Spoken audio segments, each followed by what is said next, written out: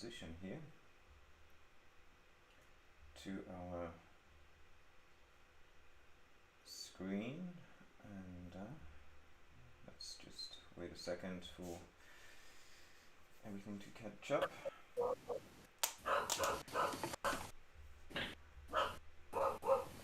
god.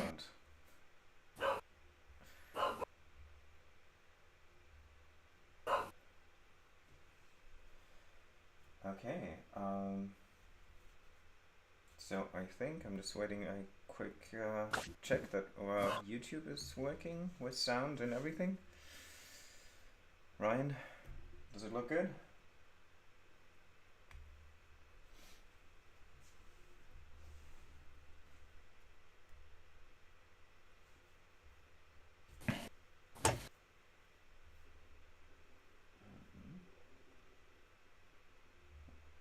Ryan, does it look good?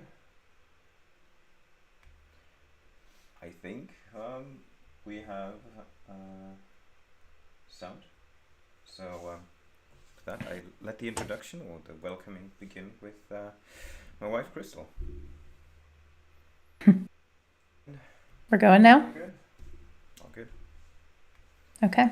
I think. Welcome everybody to the Illusion Horror Con with our guests who are here to discuss creation and evolution of Kult. So with us tonight we have J.R. Fryer, Magnus Setter. Is that how you pronounce it? Is it good enough? It's good enough. It's Magnus Setter, but Setter. Okay. Yeah, that it works. It works. Okay. And Nallo. So first of all, let's have you guys introduce yourselves properly and let us know what you do and what you have worked on with Kult specifically. So we'll start with JR. Hi, I'm Jason Fryer, writer, game designer, and general curmudgeon. I've been writing on and off with Kult since 1995, 1996. Began with second edition. Wrote the Purgatory supplement, and some of the insert rules. So, and then over the years, I've just been writing other games, including Through the Breach, AMP, Ninja Crusade, and The Strange.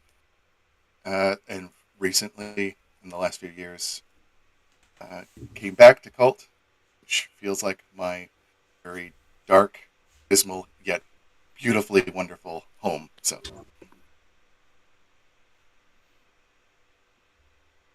thank you. Magnus?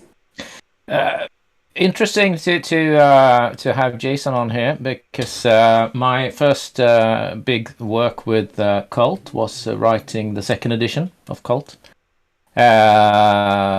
So that was my first real big contribution to the Kult universe or the Kult evolution of Kult, so to speak. I'm a game writer. I've been a game writer since 1989. I started with Cyberpunk 2020. I've worked on Kult. I worked on what is now known as Dragonbane, Mutant, Warhammer Fantasy Roleplay, Forbidden Lands, lots of games. Basically, I write a lot of articles for magazines and a lot of shorter stuff, basically. And 94, 95 Kult second edition, and after that I had a hiatus from the role-playing industry for about 6 years before I started writing again, and returned to Kult when Petter asked me to update 2 of my scenarios for the new edition, which was His Last Hope, which was the introductionary adventure scenario in the second edition, and then Gallery of Souls, which was a part of the second edition Game Master screen, if I remember correctly. So that's my involvement with Kult. All right. And Petter. Well, when it comes to cult, I discovered it as a 14-year-old, and well, wasn't that successful in game mastering it back then. I think it was sort of ended in a lot of violence and people stockpiled weapons that was cool, and yes, it sort of took that direction. But I've been writing role-playing games since '99. Most of them Swedish. Worked on some fantasy games and some cyberpunk games. And in I think it was 2014, 2015, me and the friend Robin, who created the rules for Divinity Lost, we started working on a hack. He made an Apocalypse World hack called Prisoners of the Illusion, or Illusionens fångar in Swedish. And we were just like, let's make cult with this rule system, which was his idea. And I would make artworks for the archetypes, and we played a lot. And then it sort of evolved into, it felt really good. So we checked who had the license and managed to get the license, and then Divinity Lost just sort of happened. I would say. What an unfortunate accident that happened there. Mm-hmm. Yeah, dark and grim. I think you're downplaying that, Petter. It didn't sort of happen. You made massive achievement bringing cult to modern sensibilities, I guess. So I think you're downplaying your role in this, actually. Oh, well, totally agreed. I mean, I feel like in many ways this version of cult is what in many ways it was supposed to be, or should have been, just more engaged. I just love the way the system now works. Well, I mean, at least happened that it wasn't a plan to do it. It sort of, but then it sort of escalated. You start in a sort of small area, and then it just like becomes a big thing. So it wasn't really a plan from the start. It just happened, in that sense. Okay. I wanted to ask.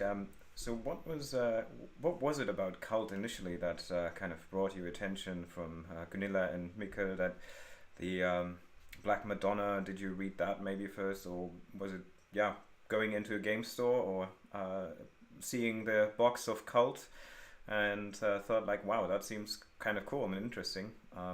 What was kind of your first contact with cult?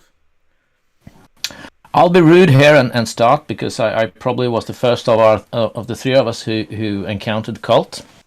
And I was beginning of the 90s. I wrote a lot of convention scenarios for Cyberpunk in Sweden, and we ran an immensely popular scene basically for playing Cyberpunk adventures. And since Target Games, who eventually made Cult, also had a Cyberpunk ripoff called Mutant, which is not the original Mutant that we all know from Mutant Year Zero, but it's a Cyberpunk version of Mutant. I rewrote some of my material for Cyberpunk to this Cyberpunk Mutant, which we call Mutant 2089 for some reason, and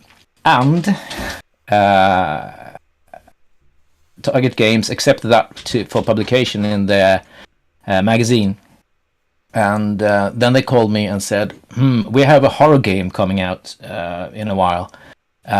Could you write something cool for Mutant based on that horror game? And I said, well, sure.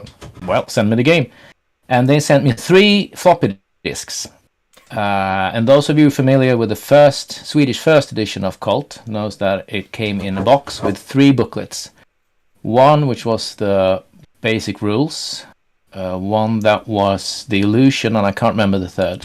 So I had 3 floppy disks that I read. I printed it out on a matrix printer, and I read it with the aim of writing some sort of crossover articles about Cult and Cyberpunk, which I did. In the Shadow of Metropolis was my first, not my first publication, but my first article that was published. Reading that really blew me away because it presented themes that were so much more adult, not in a pornographic way, but adult in more like well, it was a Clive Barker experience basically. Clive Barker was a big influence on the scene, the gaming scene in Sweden at the time as well, of course, and on the horror scene. And getting to read Cult was immensely eye-opening, so to say.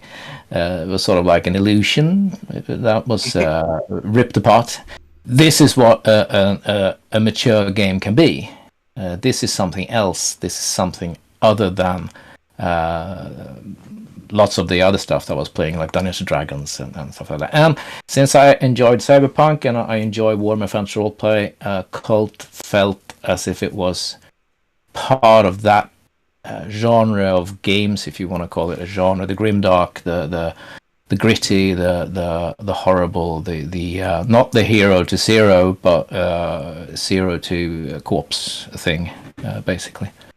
So that was my introduction to Cult, and I think that getting to view it in its raw form was interesting, and even just reading the Matrix printouts caught me in a way that not many games have, which is a testament to the writing and the myth building of the rules. That I didn't need the illustrations and everything that came later to get hooked, and everything after that was also fantastic.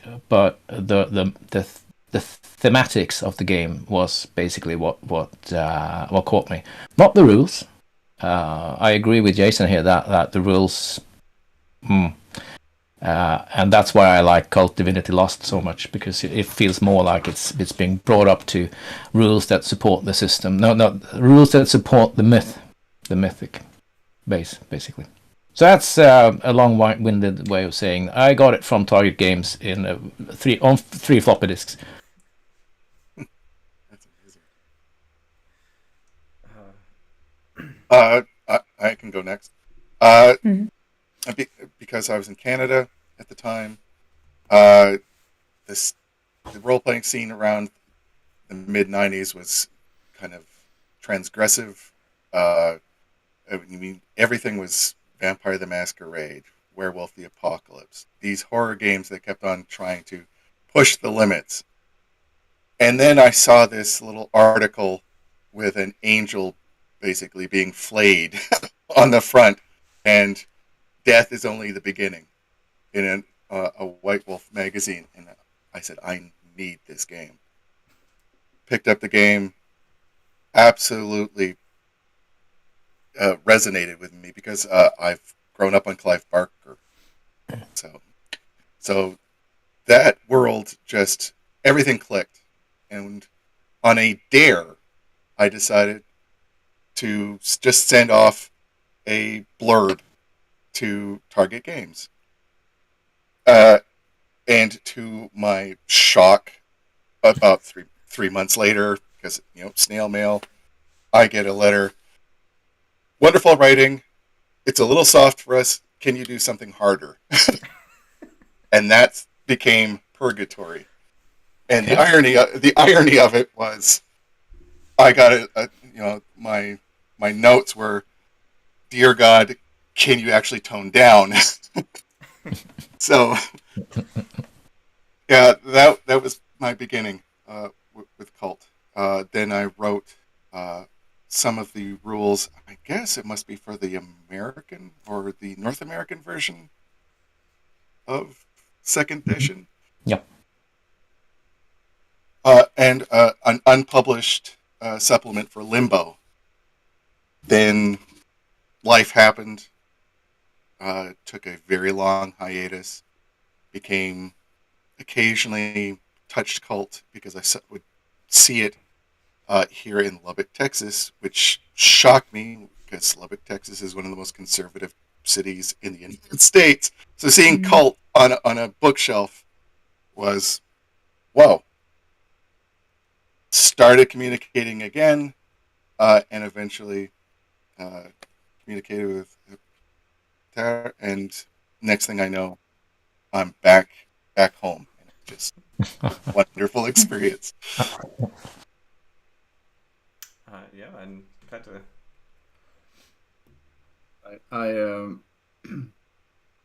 I first read about the cult in a role-playing game magazine called Sinkadus that Magnus, of course, knows very well. And it was sort of the role-playing game magazine in Sweden, where you sort of got articles for the games that existed, but it was also about upcoming games. And there was a spread, I think, about this new horror game. And I remember that the sort of the text and artworks was very alluring and suggestive, and it's sort of the intro of the books, like we live in a world where the sun has set, and they sort of followed describing the world that we think we live in, but there is something far darker beyond. And I grew up in a very small town as well in northern Sweden. It was like an old military town. They didn't have that much when it came to entertainment. If you didn't like football or Hockey. hockey, yeah, and bandy as well. Yeah. So it was like, if you don't like some kind of winter sport or kicking a ball, it's not really an ideal place for you. But there was a group of like-minded nerds, I guess, that had found each other and found role-playing games. And I waited, I sort of counted the days because I knew the game would be released. I think it was at the fall of '91. And I know that I sort of went to the toy store to see if it had been released yet. And one day it was there, and I had sort of saved the money in my wallet, so I always had it with me in case it would have sort of arrived. And I got it home, and it was as I was also quite young. I mean, so it was for me. I had never heard about Clive Barker. I had never. I have read some horror like Stephen King and Dean Koontz and stuff like that, but this was something very, very different. And I think that Cult managed to sort of condensed so many parts of like subcultures into one, and like a zeitgeist into one sort of condensed form, that through Cult I also got access to so many other things when it came to music and literature and occultism and Gnosticism and other things, that so you could sort of start with Cult and then you could explore in many other directions, because they had, of course, in the first Swedish editions you had like these quotes from different bands and authors and writers. Mm-hmm. And so you could sort of look them up and like, oh, I can find, and I found a book with Clive Barker like the very next week and started there. So it was sort of that way. And then of course there wasn't that much of a, I mean, Cult had its hour when it came, the first edition in Sweden, and it had like the Black Madonna, Taroticum, Fallen Angels, and then it was sort of, then the second edition came, but it was kind of, it had a short life. It felt like it created quite a controversy.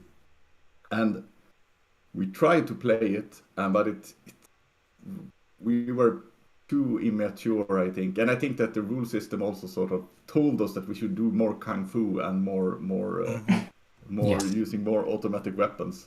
And it tended to just end up in that way. But that was my first encounter with it. And then I have revisited it from time to time. It has been one of these games that, I have sort of brought it up and I have read it and it started to plan like, oh, we should play something.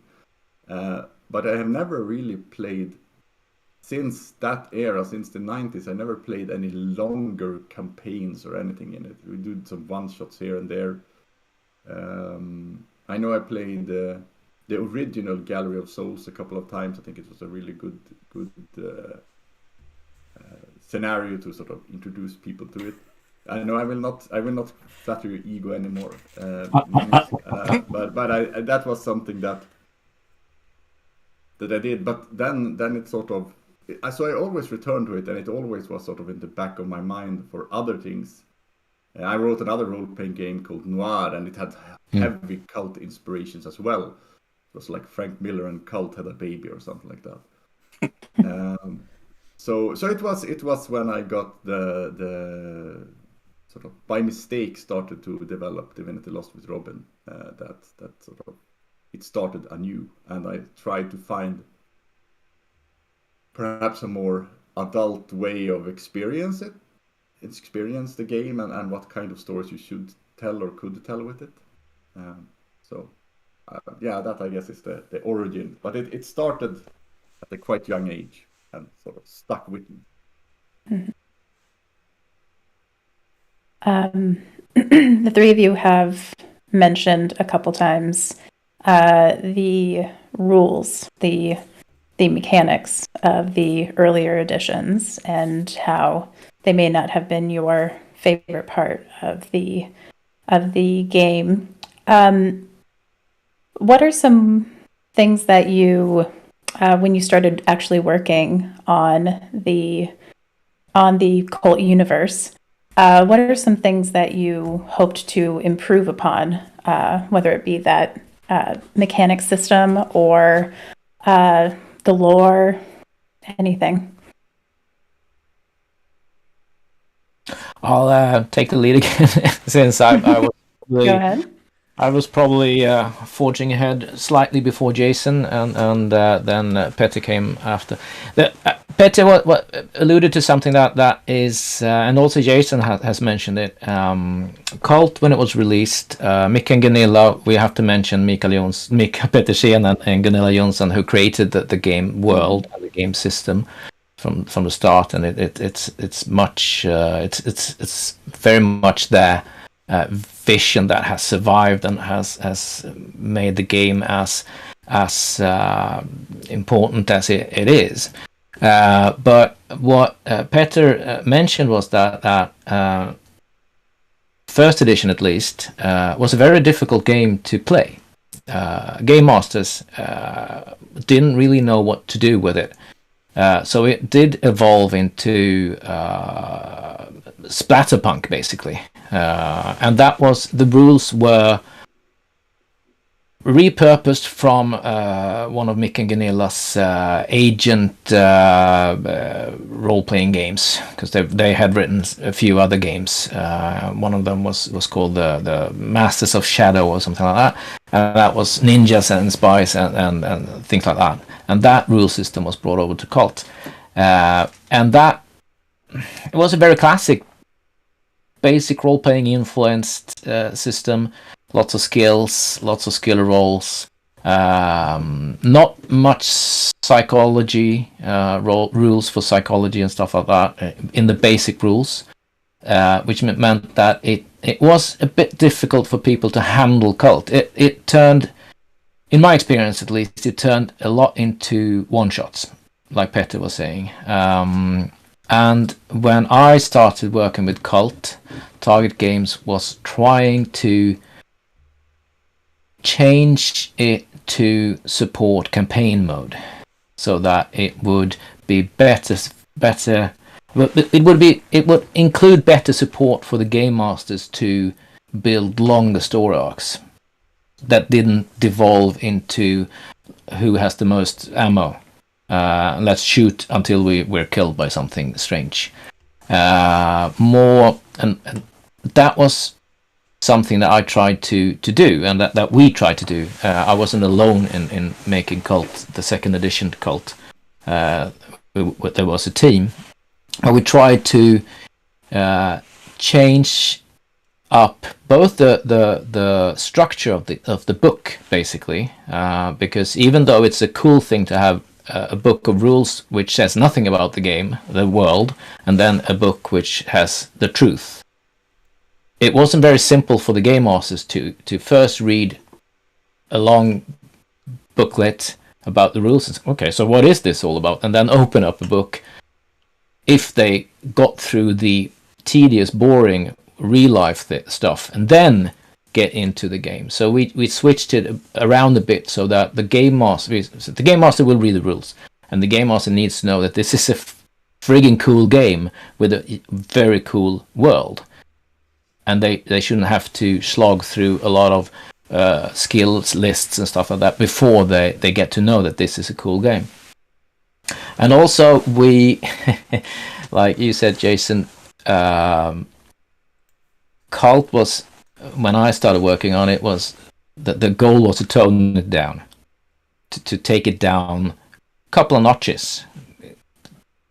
We got rid of the sex magic, we got rid of a lot of other stuff when it came to magic, since that was a hot topic in Sweden at the moment, and it was seen as if the Target wanted to approach the American market, and it was felt at the time that the original KULT would be too much basically for the American audience. So we had to tone it down, which is something that created quite a lot of controversy at the time, and still does. But that was unfortunately something that we felt at the time was necessary to do. And then I think that as second edition forged ahead, I think that it started being toned up again, basically. Also, simplifying the rules was something that we wanted to do. For example, the the infamous dark art skill that all the monsters got instead of spells was just a way to emulate chains flying out of the thin air and killing people. Clive Barker, we wanted to emulate Clive Barker to a greater extent than the first edition KULT did, which might sound strange because everyone thinks about Clive Barker in his books when they think about KULT first edition, but it's actually more Gnosticism, more mysticism than it is Clive Barkerism in the first edition of KULT. The second edition, we tried to find, okay, what is it that makes KULT Clive Barker interesting, and can we tag along for that for a while to see if we can get people into the system. So that was some of the things that we wanted to work on with the revision of the game. And that was what Jason got hooked on, I guess. Yeah, and actually, when was it Linguist? I can't remember. It's been a while, but they asked me to write the dark arts, and I'm like, okay. So I just basically leaned very heavily into the Clive Barker warping reality chains and using that. I wish I could have. I mean, I was young, and still trying to get into mechanics. I wish I could have written them better, but first time, first experience. So you learn from that. Second ed was quite an experience in that. As I said, it was very heavily leaning towards the mechanics and the stats. When I was writing Purgatory, trying to write stats for essentially things that were God was a trip. And by the end of it, that was a formative experience that would lead much later. I wanted to get rid of the stats. I wanted to make it much easier to tell the stories than, okay, do we have to go through this huge stat block to see what this creature can do? But the whole, writing the second ed, that just, built the foundation, and from there, led me to fourth ed. So, and I'm curious, a question to Magnus, are the Swedish and the American versions different? Because you were saying, for example, you wrote the introduction module for second ed. I wrote Frozen Moments, which appears in this one. So I'm wondering how different were the I couldn't tell you actually, since I bowed out of the industry a bit after second edition. I had just finished Mutant Chronicles, the game, and then Cult second edition, and then I moved around a bit around the world and sort of dropped out of the business. And I haven't made comparisons between the second edition, the Swedish second edition, and the American second edition.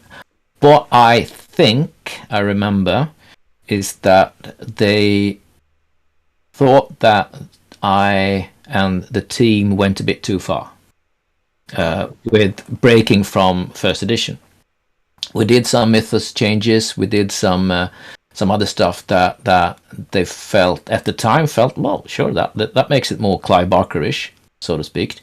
But when they sat down later and thought, we went a bit too far. Let's reintroduce some themes from the first edition. Basically, it had to do with the Demiurge and some other stuff there. So I think basically that's that. I don't know. Wait. Let's see. His Last Hope was the adventure that was included in the Swedish second edition, and that adventure was published in White Wolf as a separate adventure. And that's maybe why they wanted a different adventure in the American second edition. But interesting. We'll have to get together sometime, and I'll have the Swedish version, and you'll have the American version, and then we'll sit here and say, well, on page 1, there's this and this. Yeah,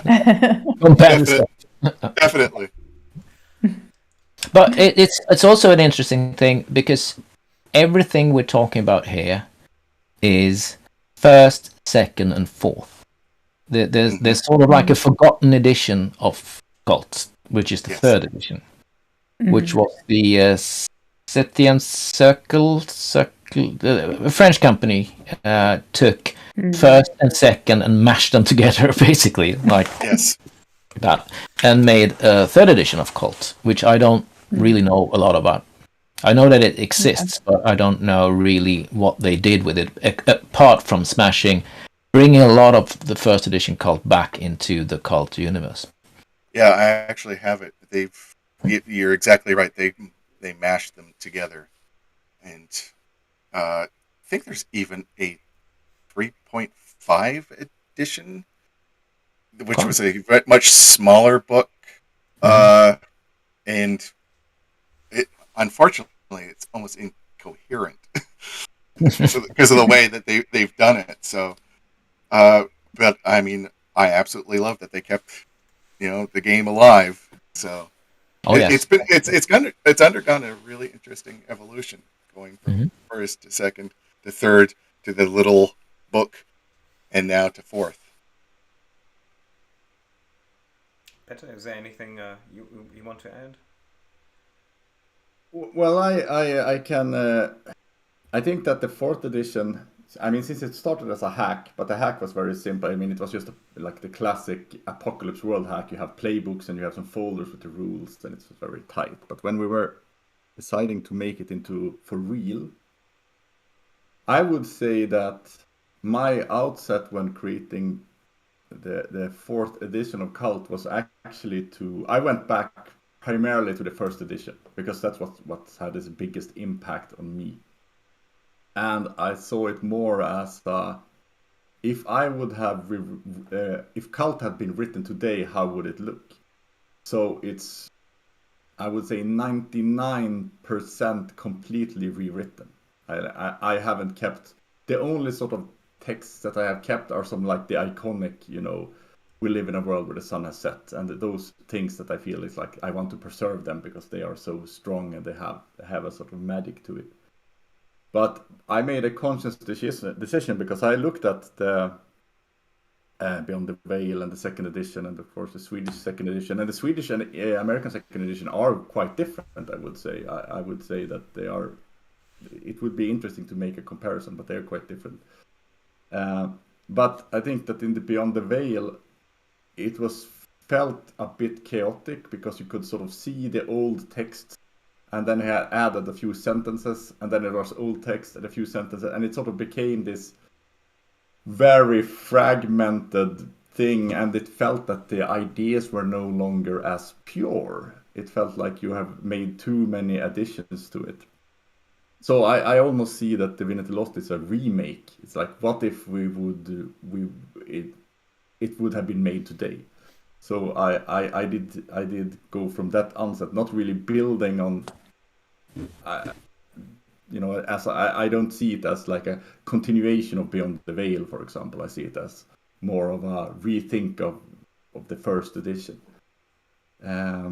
And more of looking at the concept that was introduced in Cult, like dark secrets and disadvantages and advantages, and more try to build. I think Robin did a really good work, like building rules that created stories around them. So the dark secrets is because the classical thing when you ran a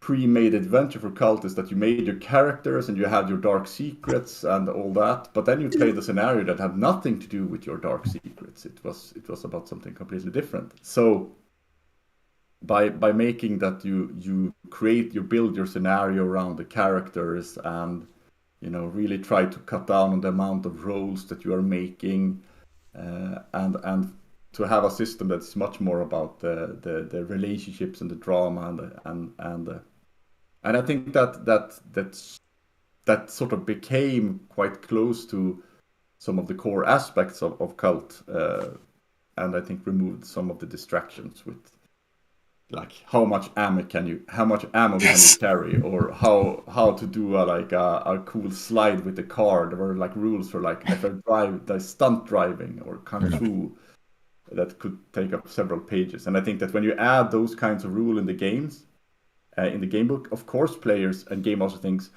okay, this is how the game is, because of course we're going to use this.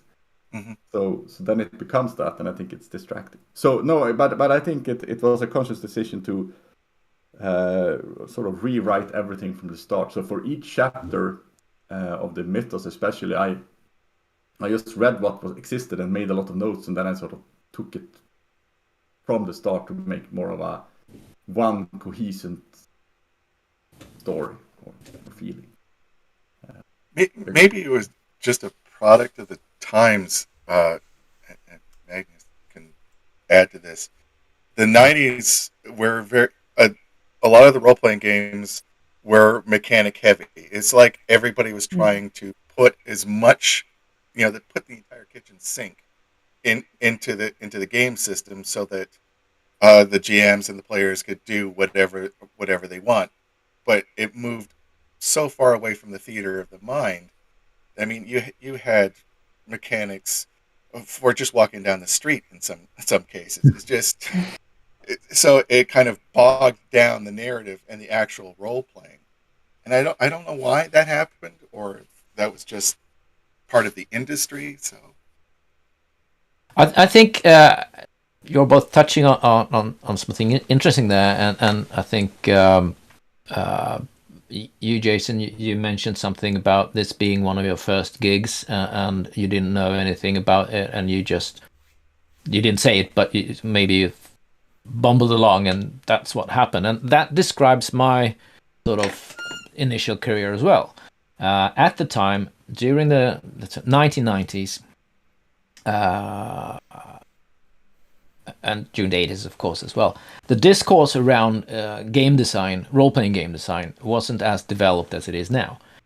We hadn't gone through the GNS discussions. We didn't have the talk. We hadn't talked about the big theory. We didn't have this kind of knowledge about narrations and game design and game systems and everything. We were sort of like caught in a wave, trying to surf our way forward and just doing stuff, which has its charm, of course. But I think that what Petter is describing is something that couldn't have happened during the 90s, because we didn't have the vocabulary, we didn't have the tools to describe that kind of game, which Cult Divinity Lost is today. I think that the fourth edition is more true to the first edition, although a lot more has changed. But it's true to, so like Petter's saying, it's true to the nature of the beast of Cult first edition. And that was something that I felt that we missed when we did the second edition. We didn't stay true to the heart of the game because we really didn't understand it, I think, maybe. And now we have so much more knowledge about how games are put together, how games are played, and we know how people want to play different games. It's like you said, Jason, that at the time, during the early 90s, we thought everyone would want to play every game. But now we sort of figure out, okay, so if you want to play a Cult, then you're a certain kind of player. And we don't have to have the Dungeons & Dragons mechanics in here, because they will play Dungeons & Dragons, have fun with that. We will tailor this experience to the target group that is those who enjoy Cult. Right. Whereas the first Cult was sort of like, let's do something cool, let's make something cool, and hope that everyone likes it. If that makes sense. Oh, perfect. Perfect sense. Yeah. Speaking about the origins of Cult, I think that there's a person that is not mentioned as often, and I think it should. I mean, and I know we should have Mikael and Gunilla here, of course, but there's a book about the Swedish role-playing game industry, and it's all a big section about Cult as well, of course, and well worth. I mean, it might be published, part of it in English, I guess, from Pandrake. But I think it's interesting that Cult, the original idea and concept, came from an artist at Paradox, at Target Games back then, called Nisse Gulliksson, who said like, let's make a Clive Barker horror game. It should be demons on motorcycles and machine guns. And then they hired Mick and Gunilla, said like, we want to make an Aleister Crowley occult role-playing game. and they had a lot of struggles, but I think it's an interesting thing that it's two very different creative visions that have sort of mixed. So you have both like the leather and the chainsaw and the blood and the ritual sacrifices, as well as like the Kabbalistic mystical aspects. And I think that, talking about an origin, I think that if either of those, if it hadn't been this merge of those two very different concepts, I don't think that Cult had lived on in a way. I think it would either have been like a Aleister Crowley game, and it would probably be like, it would have disappeared somewhere, and the other game would have just been, a lot of action but no content. And so I think it's an interesting origin that is two very different ideas that sort of merged into what it became. And that's interesting that you mentioned that, because what happened with the second edition, the Swedish version of the second edition, was that Target Games asked Michael and Gunilla if they wanted to write it, and they said no, we don't have the time, or we don't really feel that we could offer anything for that. So that meant that one part of that thing fell away, and it became more Nisse, who is a very creative, visual person with his finger on the pulse of what is cool, what's a striking image, what is it that people want, and maybe it tipped over a bit too much to that. That became stronger with the game, and we lost the Aleister Crowley, the Mick and Gunilla counterbalance, so to speak. Mm-hmm. And hopefully that is what you now, Petter, have found again with 4th edition. I might just want to lean on that, since we are talking about art, and Vandrake just announced his Art of Cult, and kind of also the beginnings of Cult in itself. And as for those of you who have the core book or have read the books and the additional material, it is fantastic artwork that, for me, inspires and gives me lots to think about while reading the content, and kind of creates already the atmosphere. And as you described, art seemed to be a very early onset of what this game should be about. Is there... Well, one of the questions was if the second edition cover has grabbed and is memorable for several people across the world. Do you have any idea about the outline for that, or how that cover for Cult second edition came to be? I think we have to ask ourselves which second edition we're talking about. Yeah. The American or the Swedish? I think it I would guess be the it's the American. Angel. Yeah, James, This you one, had it? Okay, Yeah. yeah. that one. I would say so. I think. Yeah. I don't know much about that apart from having being acquainted with the graphic artist. But I don't really know why they ended up with that kind of image, unfortunately. My guess, and again, it was just because of the 90s in North America, there had been this transgressive wave in role-playing games, especially started by White Wolf with, for example, Hole, Human-Occupied Landfill, where it was very shock art, very surreal, very transgressive. So I think maybe to appeal to the North American audience, they might have shifted towards that with those graphics, especially inside a lot of the books, where the game book became an experience in of itself, not just a game book.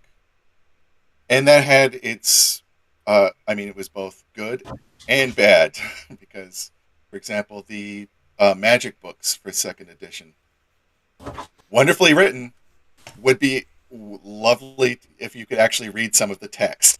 So, because it looks great, but as a game book in and of itself, it was very frustrating because there's splashes of color, there's weird photographs over the text, and black text on red backgrounds and red text on black backgrounds, they mesh. So, and But sorry, that go ahead. that sounds a bit like fourth edition, Petter. So maybe you could explain why you did that with fourth edition. Oh no, I think we tried to do something. First of all, again when it came to if we don't think about the sort of layout or the art, that's sort of how it's formed. The artworks style are still inspired by the first edition, or the sort of art colleges in the starting of each chapter. I knew I wanted to keep that, so we sort of went along with that line. I think a big change is, of course, that we also made these sort of keyholes that is formed like the Sephiroth, because I like the idea that it's sort of like you can sort of peek through them and see the horror that is hidden from you. But also at the same time, we wanted it to be very readable. There are some places we have red text on the black background, but it's just for the introduction, and then the rest text is sort of black on white. But when it comes to the concept, it's Dan Alistrand who made the layout and style for it, and my instruction was like, think about an Orthodox Bible mixed with a dildo with a golden top or something. It should be a bit vulgar, but it should be still have like almost a religious feel to it. I think one big different thing that we did compared to earlier editions of Cult, and which was sort of I thought quite a lot about it, and it was to actually make artworks of the creatures, of the like monsters and beasts and things like that. Sure, you had some of that in Old Cult, but mostly when you had a description of a lictor or a racide, you didn't really have an artwork for it. And I think there is a good quality to that as well, because it can also often be quite cartoony if you make it in the wrong way. But still, I felt like, okay, but this fourth edition, to change up from earlier editions, let's show the creatures. So I think that's different. But we try to sort of show them almost like in a stylistic, religious way, that they were sort of almost like holy beings. But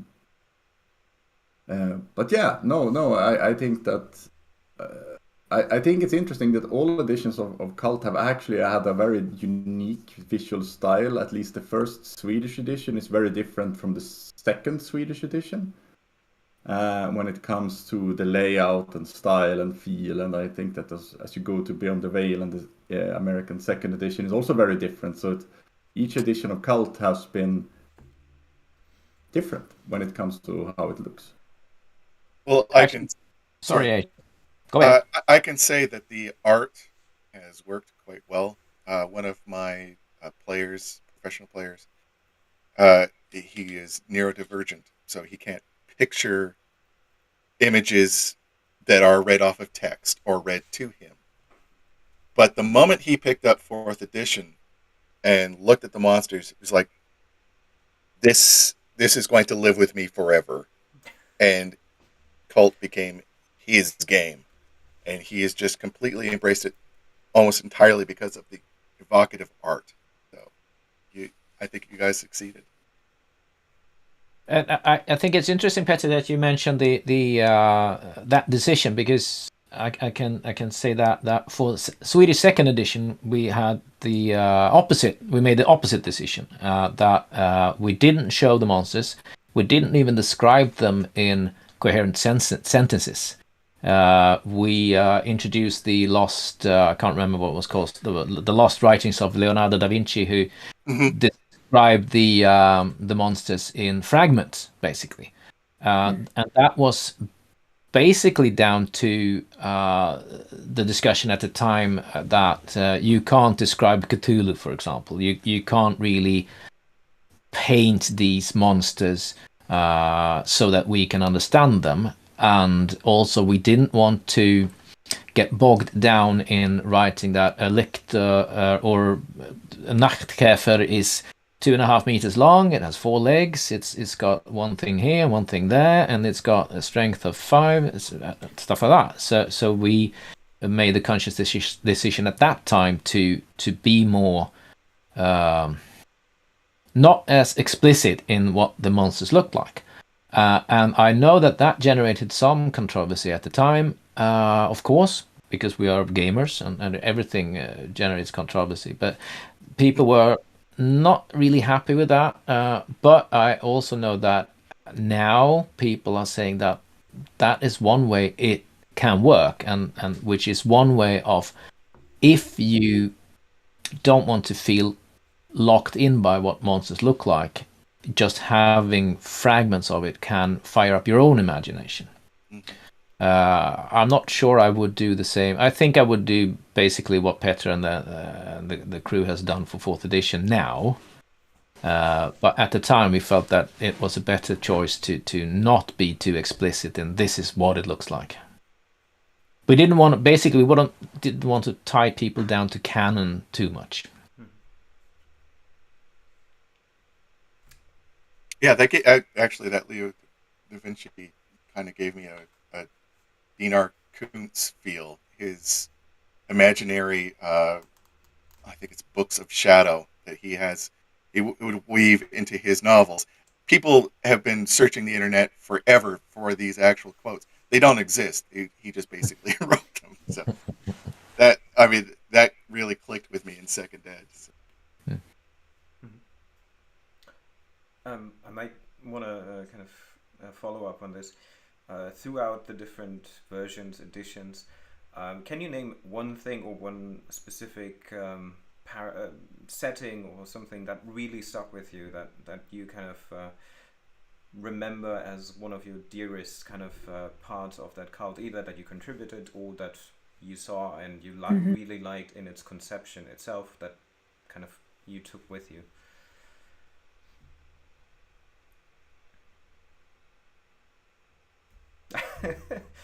Well, I guess I can start. I think that for something we didn't do in 3rd edition, but something I really loved in the 1st edition, was that in first edition you had these short intro stories of each chapter, and I found them to be very evocative, and they sort of etched themselves to my brain when you sort of followed these characters around, and you had I remember there were like people out on a pier, of course with automatic weapons, and there's like you could see three people walking in the mist with long coats, and they left a trail of blood and pus after them. It's like, oh, it's Nepharites. Or when a sort of a plane is hijacked and is forced to land in Metropolis, there were a lot of like these evocative images, and we didn't do any of those intro stories for 4th edition because I think that I realized that at least from I have quite perhaps even a bit wordy language when I write, so it became very flowery, so it felt like to have an intro story on that would be just like cake upon cake.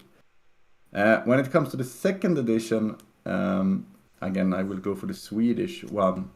I actually also like the sort of snippets, the monster descriptions, but I have a very strong feeling from again Magnus scenario, His Last Hope, where it's a very sort of fixed scene where you're driving through the woods and it's mist in the scenario, and then it's somebody just like throws himself at the hood of the car and stares into the windshield, and I think it was described in a really effective way, and it's a really good way to sort of set the scene. When it comes to Beyond the Veil, I think I don't have that much there, though. When it comes to the magic books for the 2nd edition as well, I agree with Jason. They are like wonderful to look at, like an artifact. Like, this is cool, this is nice.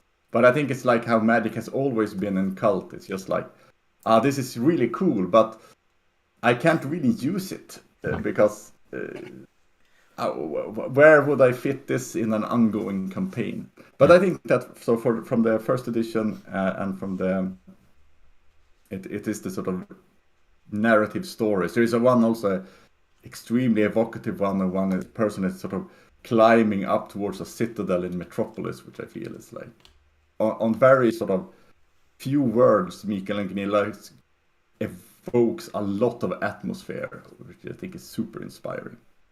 So yeah, I think that is what has stayed with me from the 1st and 2nd edition. Magnus, Jason. Well, for me, I think that what really bowled me over when it came to the 1st edition of Kult was basically the illusion, the veil, the fact that we were walking just next to a thin veil that could be ripped apart at any moment, and we could put anything in there. And I think that opened up so much imagination for me that it really made Kult into a kind of game that where I could, as a game writer, basically just do about anything. And so for me, that's the essence of Kult is the illusion, the veil that can be ripped apart. Now I've realized later that also is a danger as a game writer, to just rip the veil apart whenever something is supposed to happen, because the players can lose sense of the cohesiveness of the world. If nothing is what it seems like, then why bother? So I think that now in 4th edition the balance is a lot better. At least I understand the balance a lot better. It's interesting that Petter keeps talking about His Last Hope. I think it's great. And we did the update for the 4th edition, and I think that if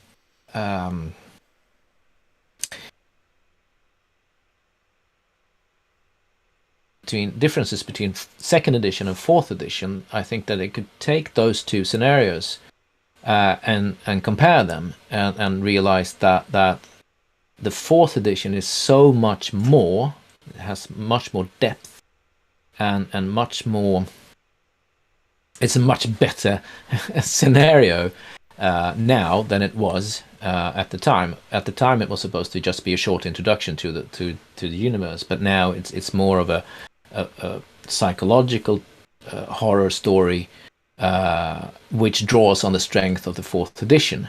And I think that if we look at the fourth edition, what really gets me now is that what I really like, what I enjoy, is the way that Petter and the gang has made the player characters important again. Their backgrounds, their secrets, and their approach to the world is once again important in the game, which is something that I felt that first, second, I don't know about third, but first and second didn't really. Player characters were interchangeable, but I think that in fourth edition, what really gets me excited is that player characters make a difference. They are important, one way or the other. For me, I think the essence of Kult is always kind of followed through first, second, third, and is now, come to fruition in fourth. That maybe it was just the groups that I was with and ran for, but the way that the player characters in some ways could affect the world, with their disadvantages, the way that they perceive the world and can actually warp the world. That was a very Clive Barker, very visceral and psychological horror that I thought was lacking in a lot of the games in the 90s. It very much, even though there's this existential dread, it personalized it. Mechanically, again, it really didn't do that, but the very essence of the game, that was what always seemed to resonate through all the editions, and that's what I always gravitated to. So, speaking again of Clive Barker, we did get a question as to if anybody has reached out to Clive Barker to have him contribute to Kult in any way. And I'd like to additionally ask, in a perfect world, maybe in addition to Clive Barker, or in your dream world, who would be a good collaborator, whether it be author, filmmaker, whatever, artist even? Who would you love to work with on a Kult project? Petter, didn't you reach out to Clive Barker? Well, I mean, Clive Barker is like an icon, and I wouldn't say he is probably not the easiest person to get access to. I think it would be. Clive also has. I mean, he has also said that he tries to leave the world of horror behind. I mean, his latest book has been sort of like his more youth novels and things like that. He has done some revisiting to it with the Scarlet Gospels, of course. But there are two other people to sort of to answer the question, because yes, Clive would be super cool, but I yes, it's a bit scary. I don't know, but there is a writer called Peter Atkins who is this. He wrote the script for Hellbound Hellraiser 2. He's an old friend of Clive Barker. He also wrote for Hellraiser 3, and he has written some other screenplays as well. But I think that he has a really...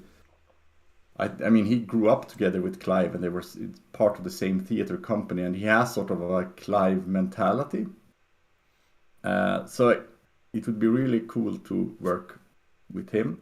The other person I would love to work with is dead, but she's Angela Carter, and she's a British writer who has created like amazing stories that I can recommend. Everyone should read her short stories. Get the Bloody Chamber if you want to get a really good sort of gothic horror book. But she has also made like the Infernal Desires Machine of Dr. Hoffman, which is like super weird, bizarre things. And since she's dead, I just steal her ideas right now and transform them into cult. But it would be really cool to work with something like that. I will leave the question open for the others who they would want to work with. I think that it will be quite difficult to bring in, for example, Clive Barker, since Cult is very much a derivative of his work, and I think he would be more interested in that case of making a Hellraiser game instead of working on Cult instead. But of course, his influence is undeniable, and it's something that we have looked a lot at. Not only the things that he created, but I know that when we created second edition, we read a lot of the comics that other people created, and they were great as well, graphic and really interesting, and explore different ways of looking at the Barker universe.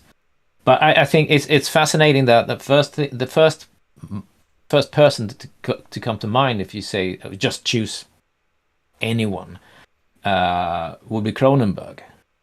Oh yes, Because well, he's a brilliant filmmaker, and he's got lots of strange ideas. So that could be cool. For example, I think that maybe Carpenter could work on a cult movie and make it maybe a bit too gory, but also he did do Prince of Darkness and that trilogy, those Prince of Darkness, Mouth of Madness, and The Thing, and that could be interesting. But as I was thinking, as Petter was talking, I think really what I would like to do was to go back in time and have David Lynch do a cult TV series. Because Twin Peaks was but it was strange. It was bizarre. It was bizarre in a way that wasn't over the top. It had horror elements that I think that me as a game master could have used, instead of just going, well, here's a lot of Nephrites and here are monsters and stuff. We could go the Lynchian way. This is just it's wrong, a little bit wrong, and a little bit more wrong, and then get people to experience the setting, and then discovering the veil would have been really interesting. So filmmakers is what I call to. Yeah, totally agree. In fact, Negative Space, my actual play that was on several months ago, was completely inspired by David Lynch and Twin Peaks. So, and speaking of Cronenberg, in many ways, not just David Cronenberg, but Brandon Cronenberg, his son, created some really interesting movies that I think could go into the cult vein. For other, I would say Brandon and Moorhead, who have done Spring and Resolution and The Endless. I think they could do a really nice surreal version of cult. And I am currently trying to convince Mary San Giovanni,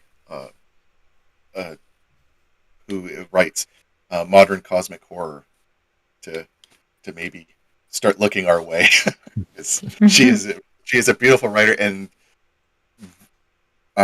wonderful, evocative writing, and just all I could say is there are a few people that are more interested in exploring beyond the illusion than Mary. So yeah, I would love to work with her on something.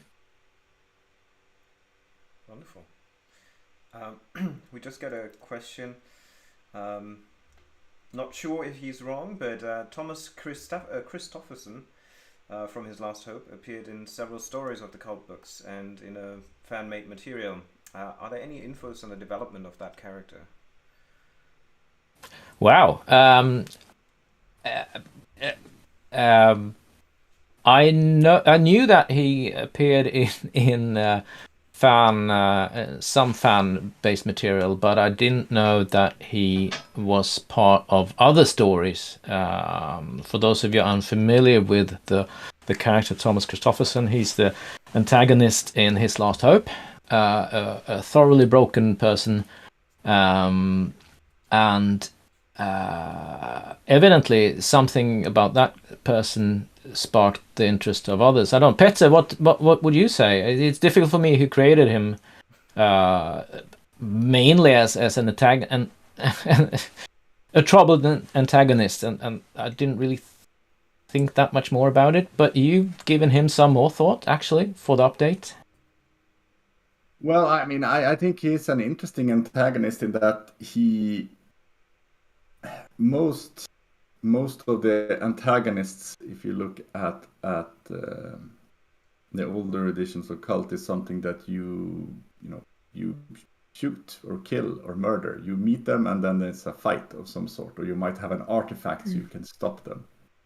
But Thomas Christofferson has a relationship with the player characters. It's a childhood friend of them, so he's directly tied to them.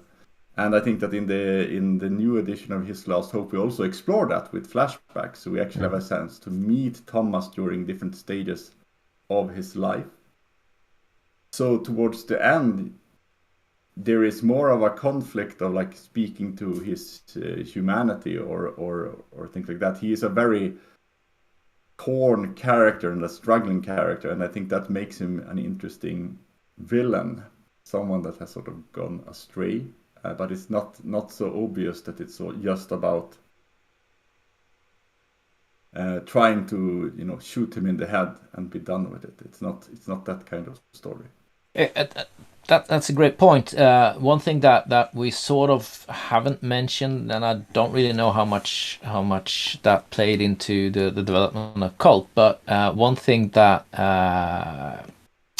is sort of central is that the good and evil doesn't really exist. Stuff just exists, and they do stuff that we don't understand. For example, the light way and the dark way of road to awakening. You can go the light way or you can go the dark way. You go which way you want.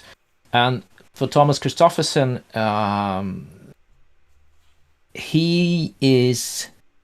it's not his fault what happened. And that's one thing that I've tried to get into, not only Cult writing, but other role-playing games writings I've done as well, but especially with Thomas Christofferson, that this isn't his fault that he is the way he is. And I am very much, as a person, I'm very much opposed to painting things in black and white, good and evil. And I think Cult at least has the ambition to put those ideas to the test. And like Petter, as you say, Petter, is that sometimes the solution isn't as simple as putting a bullet through the bad guy's head, but instead you might realize that you yourself made this person, or at least contributed to making this person the way he is acting. And if anything goes into the development of Christofferson, I think that's a basic fact for him, is that it's not really his fault, and of course he hides behind that as well. So it is a complex personality, and I think maybe that's what people glommed onto and thought that well, this is interesting, because this isn't just someone who wants to do this and this and this. This is someone who's both at fault, but who has also been used by other persons, basically. And it's, when it comes to His Last Hope and the development of Cult, I can say that 4th edition did Petter open up for a greater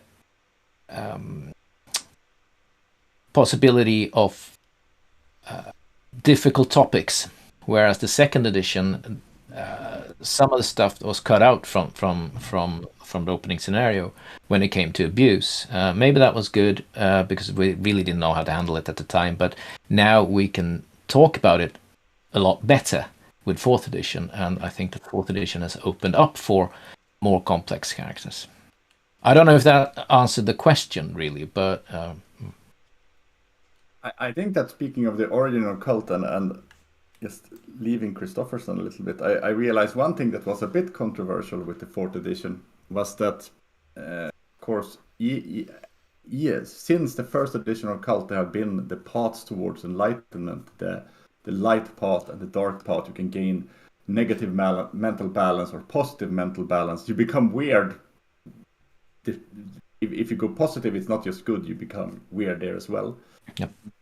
And there was a cool concept of that, but we removed it from 4th edition. The reason why I made that decision was that it's an interesting concept, but it was, first of all, it was unplayable. After a while, it just became, I don't think anyone ever played that, and it was like, how do we do this?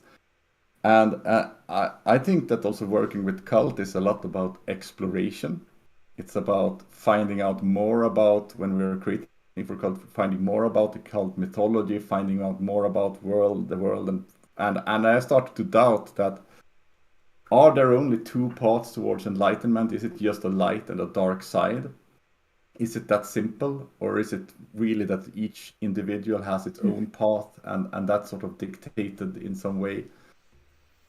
And we have struggled quite a lot about, how you play Cult on sort of more as enlightened characters when you are starting to know more about the world as magicians or, children of night and things like that.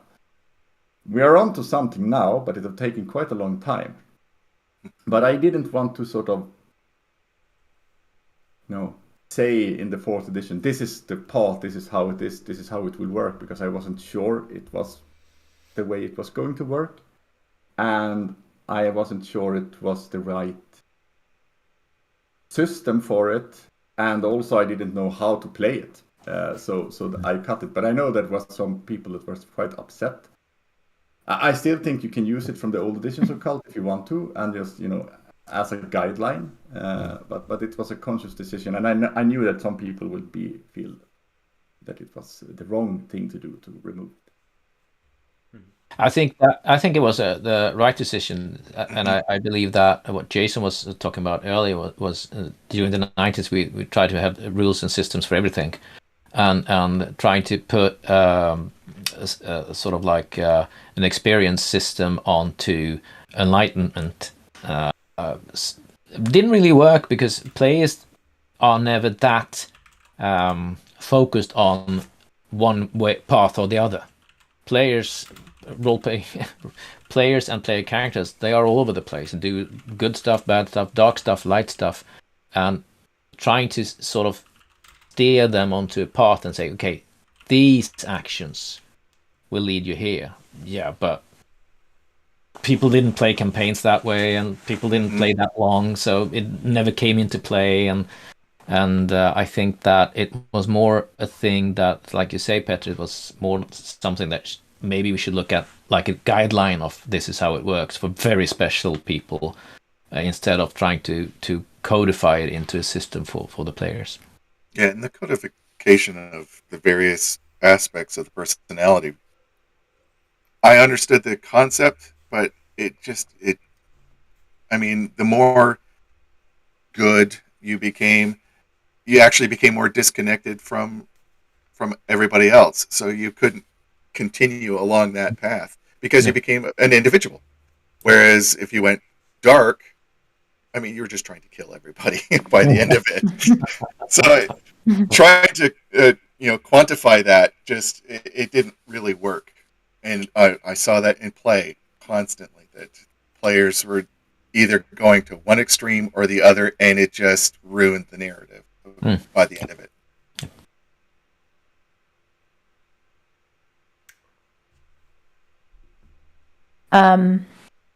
So I just wanted to remind the audience, if you're in Discord, you can go ahead and pop in some questions if you have them.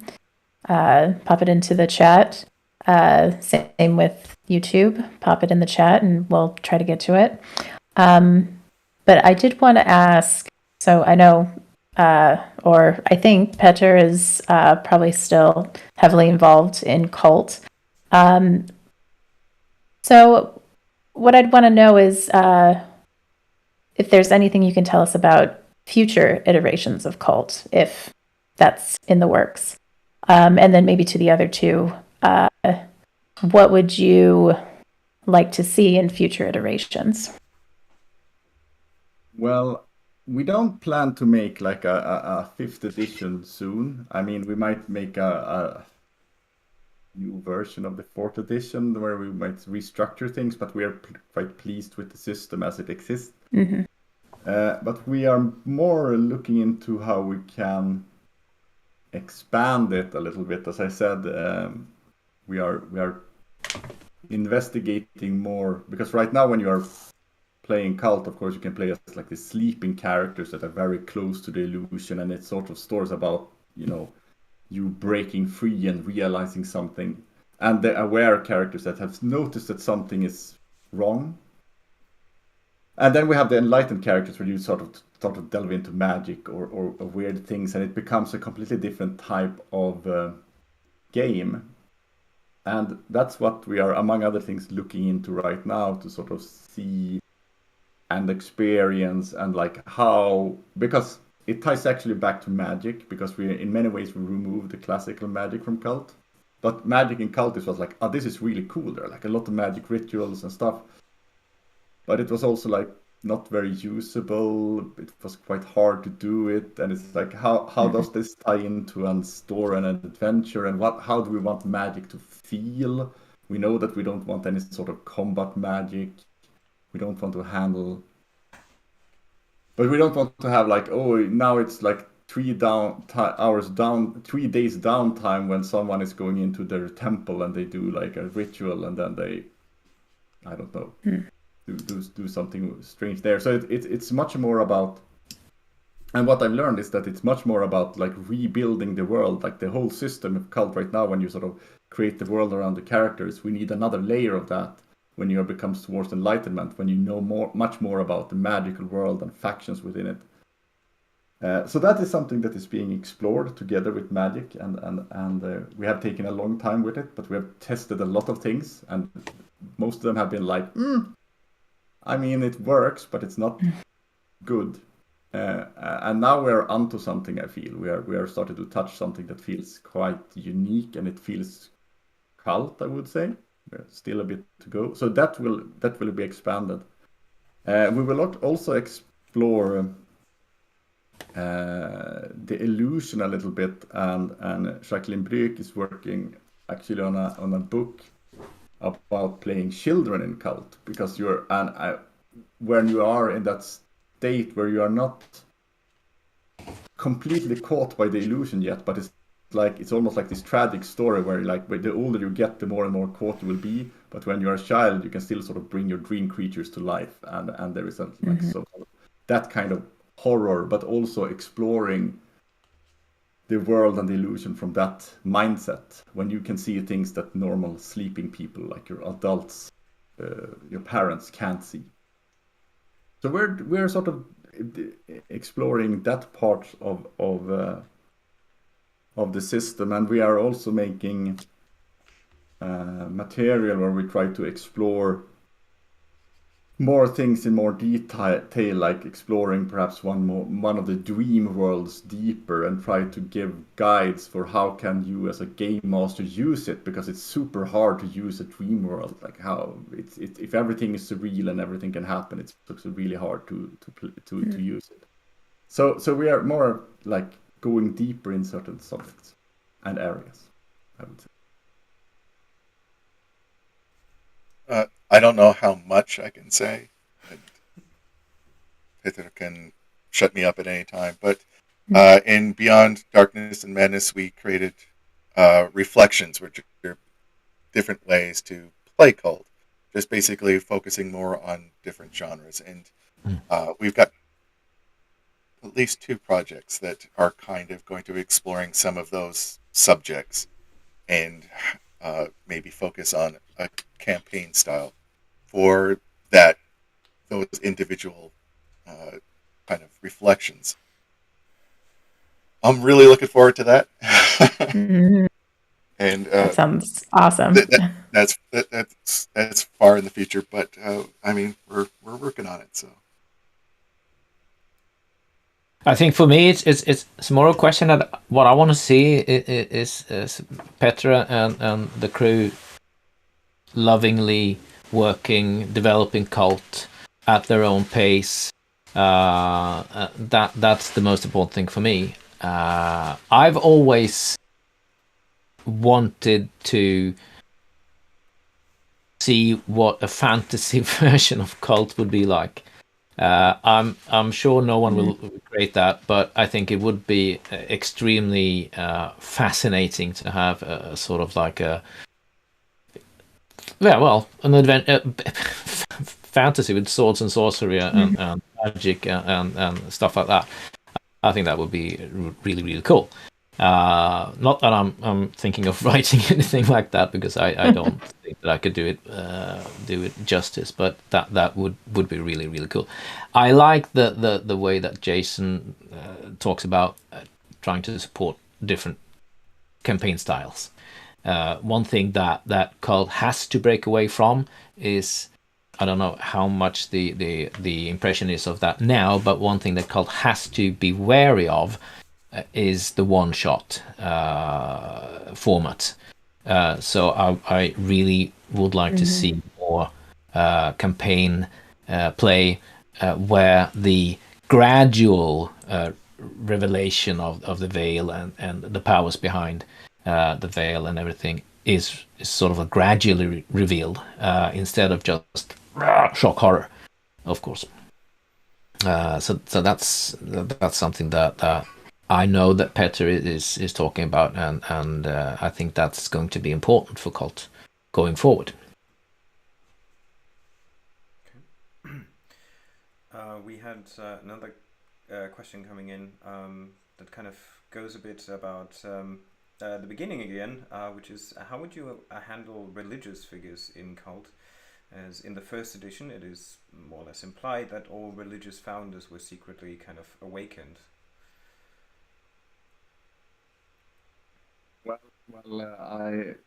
Is it said that in? I mean, of course, Christ was awakened and things like that, but we also have like the Pope, who is a lictor, and that you skin him alive. Possibly, you do that in an echo from the past. I think that it's I think that the world and mythology Cult deserves to be explored more. And I really like when we dive into new areas that we haven't seen, like Gaia and the dream world and the underworld. And we show more of that, because a lot of it is sort of described, a lot of it is quite vague, it's very evocative, but it's like, how do I use this? And I see that as a key aspect of it. I'm very careful though to define things too harshly, to say like, okay, these are the world religions, they were made by that these people awaken people, and they have this plot, and sort of build like a pantheon of characters with on a larger scale. I rather want to go more into the details of it, because I can imagine in the world of Cult that some religions could have been created by awakened people, but some religions are clearly created as by our jailers to imprison us, or have been shaped that, or some religions might have been created by a being of Gaia, and then it has sort of lived on as something else in our timeline. So I think some things I would want to explore, but other things like defining those things, I don't see that they necessarily bring that much to the mythology. Like, what can you do with that information as a player? Will it just make things complicated later on if we want to explore it in a different level? So I'm more for the more detailed exploration than just naming things like that. But of course, we have said that the Messiah is Jim Morrison, and Jim Morrison is Jesus, and he is an enlightened person. Or perhaps he is a person that is convinced that he is the Messiah, and his madness has just projected it onto others. Who knows? Is that really the truth? Mm-hmm. It's a very difficult question. I think it to its heart, it's one of the questions that cult grapples with all the time, and I think that horror itself also grapples with that. How can we create horror that people want to play, and where we aren't too offensive, basically? How can we create good horror without reverting to Jesus was a lictor? It's a very difficult thing, especially if we want to be inclusive. We don't want to turn people away by saying that their religion is an evil cult. But still, if we don't, do we compromise too much with eventual horror that we might create? Which makes me more, if we turn to the question, how would you handle religion? I would not. I would go into the personal horror, the people, and not as much explore the bigger parts of the world, so to speak.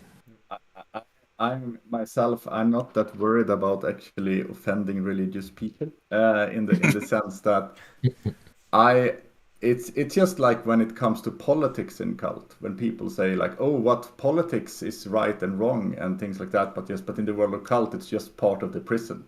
I mean, if we think about being a human as an awakened, it's like, oh, I'm liberal or I'm conservative. Like, yes, you are just. This is just something that keeps you engaged with a false creation. You are right now bothered about the leveling up system in World of Warcraft, because that's you think that is reality, but in fact you need to look beyond that. And I see the same thing with religion. I of course think that there are a lot of things if you go back to the Gnostic view, and that clearly Jesus can be seen as an awakened person, also in the Gnostic view, that he was a philosopher that talked more about how to find your path towards divinity.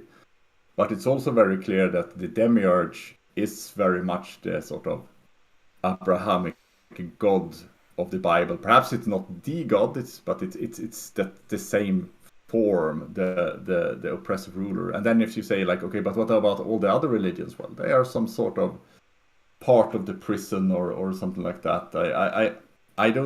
I'm not too worried about that, because I think that as soon as you go into the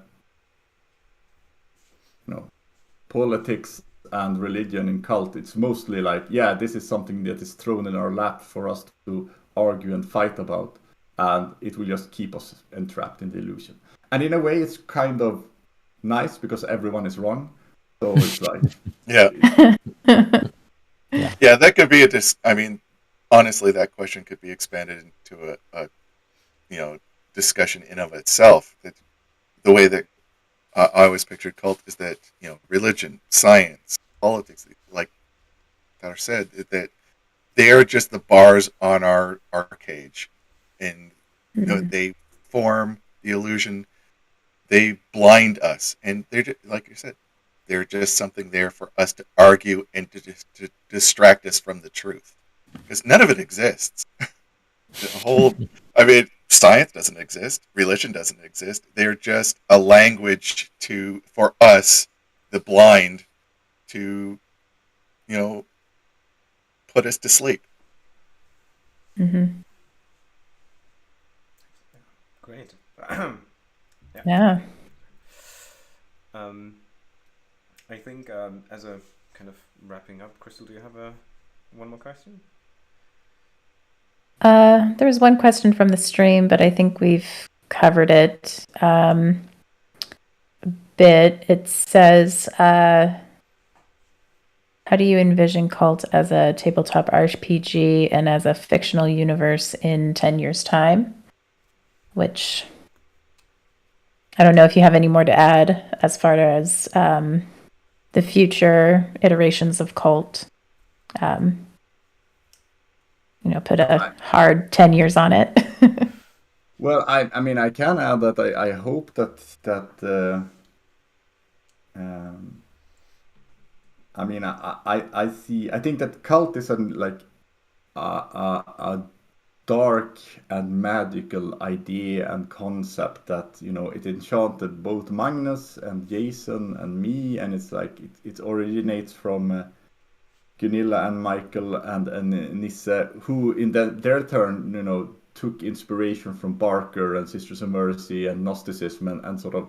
So we are just in we are in a long line of ideas that is Cult right now, and I more see myself as a custodian of Cult. I know that in 10 years, if it exists, it's probably not me that is holding it. I don't think so. I think that it's good to also to do things with it and then let it go. But I hope that because I think that one aspect that is really interesting with Cult, since it's a game that is set in our time, it's set in the modern era, is that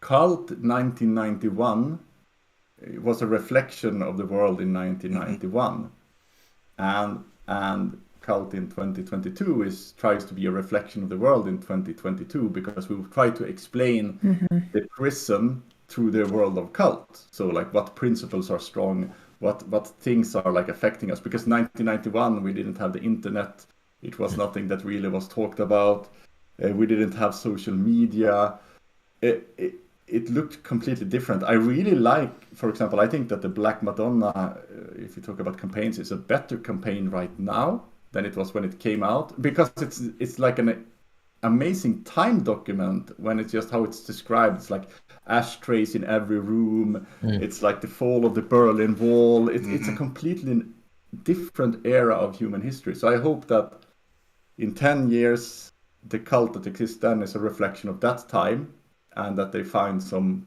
new way to approach it. So, yeah. Magnus, I mean, Jason? Well, yeah, just to expand upon that. Horror is a product of its times. It's a language for us to deal with our current moments. And yeah, Cult has evolved, and it's just it's reflections of each of its times.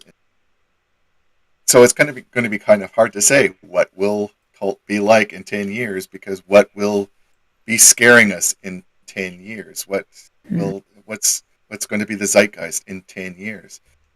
I just hope and pray that it will be here in 10 years, and I suspect it will, because it's resonated with people so deeply that it's just continued to follow for all these years and all these decades, and it still holds that essence that appeals to people.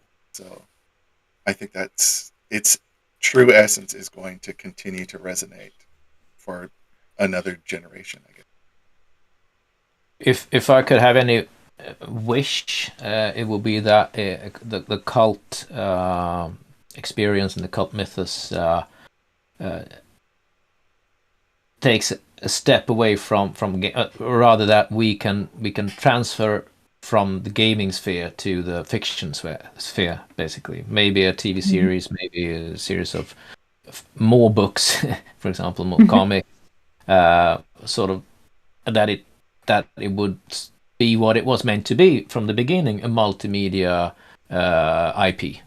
That was one of the reasons that Target Games developed Cult and the Mutant Chronicles and also Chronopia to sort of create a basis for universes that could be exploited for various different kinds of media, movies, music, whatever, and maybe if we if we, as a fan,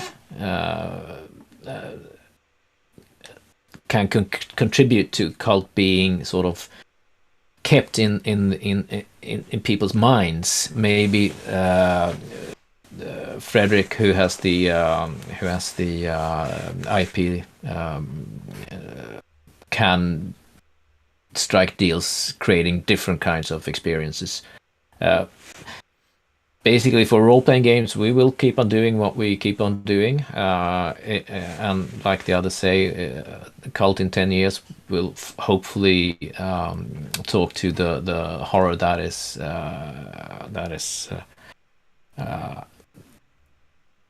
contemporary then. But I would like to see it grow and take a leap onto the big stage, sort of thing. Yeah, I mean, a Cult Divinity Lost not role playing game, but a video game like Silent Hill. Mm. I mean, that there's just so much that you can explore in the video game genre. So, and that coupled with VR even, or AI oh, implemented tools, Oof. yeah, I can see that potentially bringing quite the change in when it comes to gaming experiences in horror. yes.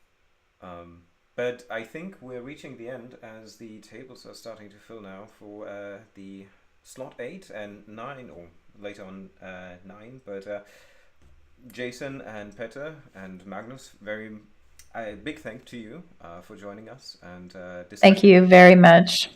Well, thank you for having me. Yeah, and discussing a bit about the creation and evolution of Cult, which is the first part in kind of the conclusion of our Illusion HorrorCon.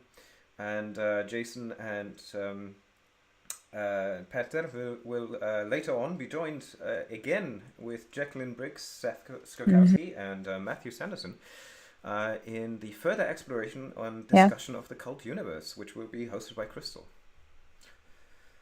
Wonderful. So see you guys then. Thank you very much. And Take care. Good day. Bye bye. Bye bye. Bye, guys.